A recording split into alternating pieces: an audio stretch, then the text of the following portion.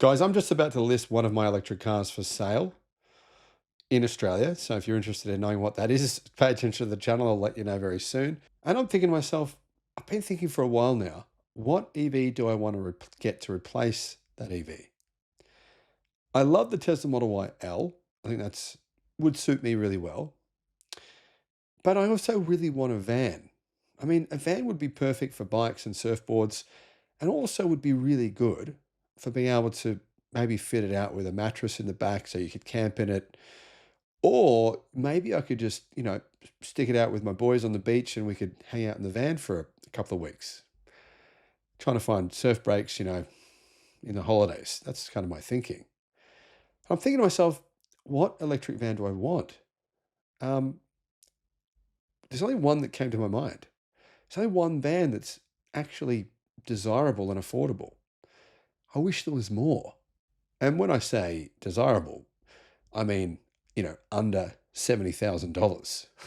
Kia's electric van delivers more driving range in the real world at 260 miles, says electric.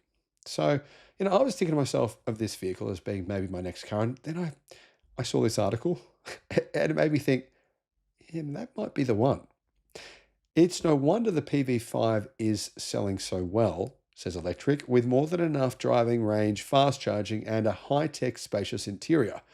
Kia's electric van may be the ultimate people mover. Guys, in Australia, you can get one of these for about, I think they're around $55,000. And it beats its WLTP range rating in the real world. That's a bit of a surprise. Considering a van is basically the shape of a giant brick, I don't know how that's possible. On the Electric Viking website, I'll put a link in the description below. We have more articles about electric cars and battery technology than any other website that I'm aware of in the world. So check that out. Link is in the description. And there you'll find our videos and analysis and articles about everything going on in the EV world.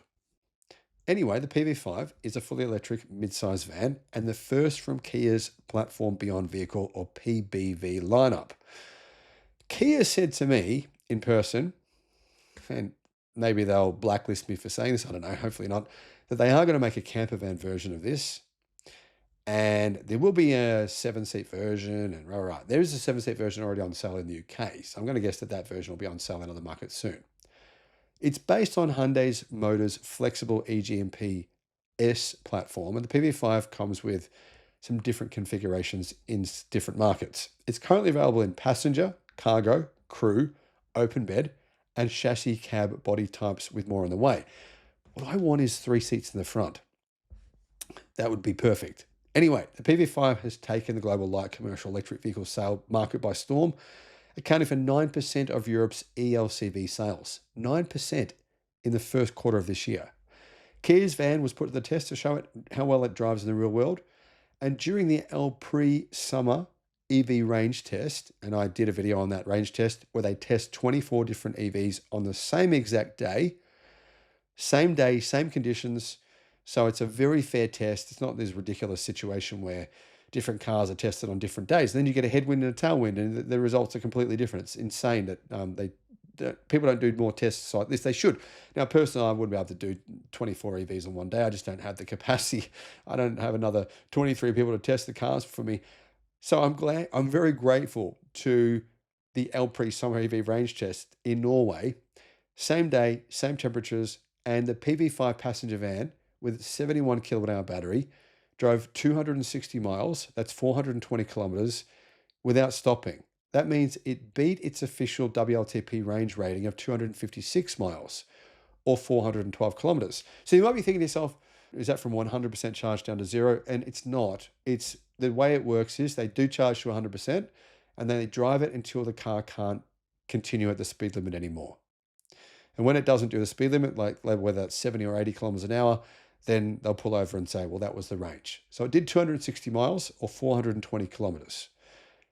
Unbelievable efficiency for a 71 kilowatt hour battery in a vehicle shaped like a brick. That is just, I don't understand the magic they've got going on here. One of the things could be the small wheels. I really think that helps, the small wheels. But Kia did explain to me there's some other aerodynamic wizardry that they've used in order to get this vehicle to actually get this kind of range from such a small battery.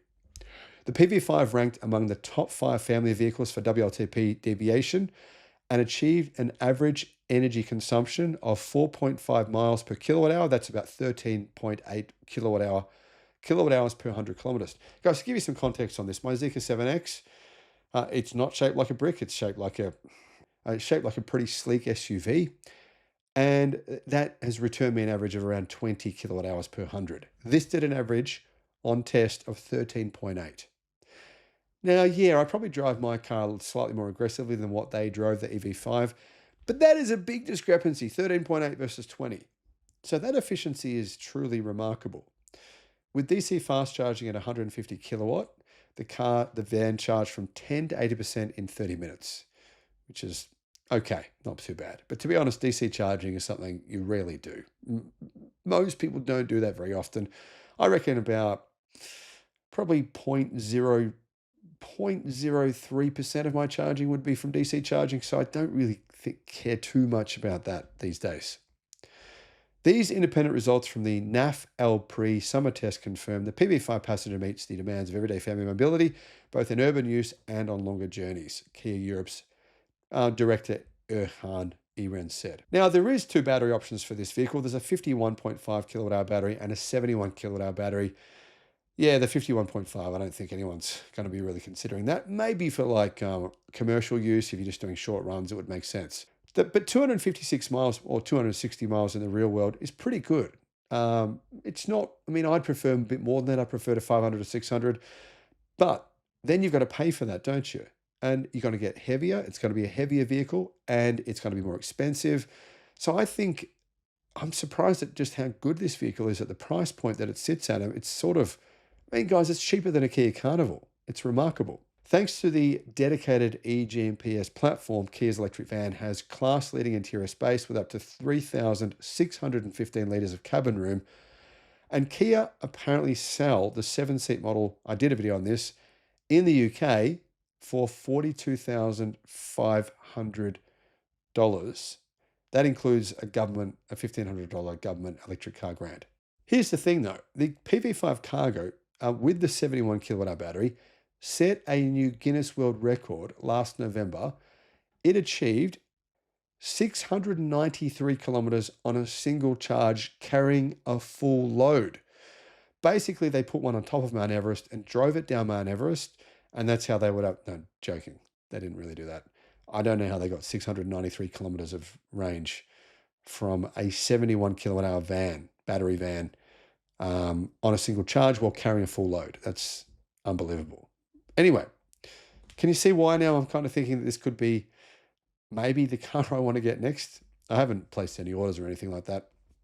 I need to sell my other car first. But yeah, it seems like such good value. Now, you might be thinking to yourself, why do they not put an even bigger battery in there? Well, actually, there's space constraint. There's rails underneath the van, and basically there's only so much space that they can put the battery in there. So it sounds like they are limited in terms of the size of the battery that they can put in this vehicle. It's not actually all that big on the outside. It's actually shorter than the Tesla Model Y L. But of course, because it's shaped like a van, it's got more space inside than an SUV. Let me know what your thoughts are. What should I do? What do you think? What's a better option? The Kia PV5 or the Tesla Model Y L? I'm genuinely interested. If you can send me an email, contact@theelectricviking.com. I'm genuinely intrigued because I don't really know. I mean, I'm umming and ahhing on this one. I kind of think the Model Y L, I was one of the first to say, guys, it's a bargain. It's an amazing deal. It's going to do really well. And people were like saying to me, you're an idiot. The news was saying how this car was too expensive. It was just a ridiculous modified version of the Model Y. What a joke. It was ridiculous how negative people were about it. And all of a sudden, everyone's saying, oh yeah, I'm ordering it. Yeah, no, it's great.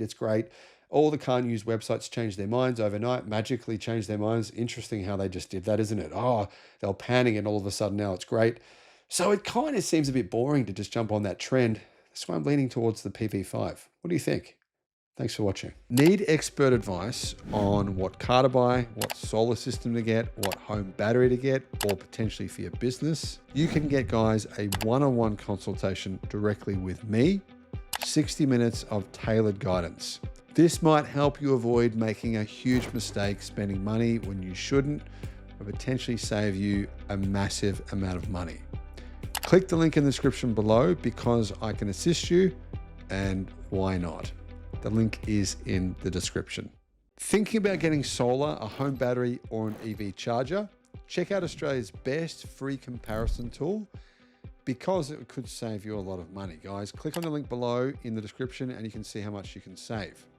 Alternatively, give Resync a call. They are the guys who installed my battery and my home solar. I'll put a link to them as well in the description.